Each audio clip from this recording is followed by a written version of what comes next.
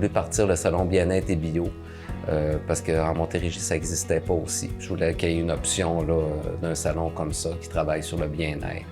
Puis ça va aussi sur l'image que je voulais donner au manoir Diouville. Donc, de travailler ces deux facettes sur la santé physique et la santé mentale. Les visiteurs, premièrement, vont y avoir accès là, gratuitement toute la fin de semaine. C'est ça qui est vraiment intéressant. Il va y avoir 2 salons remplis de kiosques. Donc, on a plus de kiosques là, que l'an dernier pour ceux qui y étaient. Notre but est atteint, c'est très varié. Il va y avoir des kiosques qui vont être en lien avec l'agroalimentaire. Il va y avoir des kiosques en lien avec les soins personnels. Il va aller de la massothérapie, de différents types de massothérapie à l'hypnothérapie. Il va y en avoir vraiment pour tous les goûts. Donc, ça, c'est vraiment bien réussi. On est vraiment fiers de ça. Et en plus, cette année, là, les gens vont pouvoir... il va y avoir une autre salle où il va y avoir des conférences en continu toute la fin de semaine. On a réussi à avoir un gros conférencier qu'on est super fiers, là, Jean-Martin Fortier, qui est connu beaucoup au niveau biologique. Ensuite, ça va être plusieurs de nos exposants qui ont accepté de faire des conférences ou des ateliers, des démonstrations d'environ 45 minutes. Il y a un horaire là, qui peut être téléchargé sur notre site web avec tous les détails. Donc, les gens vont être très occupés. Il va y avoir notre service de restauration aussi qui va être ouvert là, pour les visiteurs.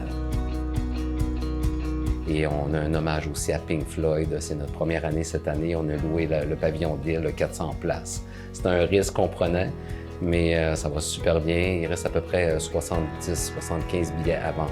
Puis ça va comme compléter le tout. Là. Ça va faire une super belle fin de semaine. Dans le fond, avec Compagnum, c'est sûr que nous, on redonne nos profits là, pour aider les organismes de la région. Donc, on donne à peu près 100 000 par année à différents organismes.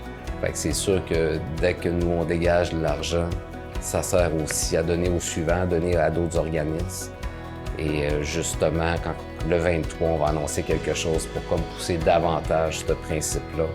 Mais c'est sûr que Compagnum, là, c'est un développement d'affaires qui est vraiment hors norme. Que d'habitude, les hôtels gardent tout le cash, là, ils veulent pas le distribuer. Mais nous, on voulait là, redonner, puis aussi... ça m'amène d'autres choses. Il y a des choses qui ne sont pas payantes pour moi, mais ça amène d'autres personnes, puis ils savent que, regarde, je vais aller au manoir, je vais dépenser mon argent, mais je le sais que ça va aider l'itinérance, ça va aider les femmes battues. Fait que c'est un éventail là, de gens qu'on aide, que les gens ne savent pas non plus, mais que là, ça commence à prendre forme, puis voir que nous aussi, on peut s'incruster au milieu, puis à la communauté, puis les aider.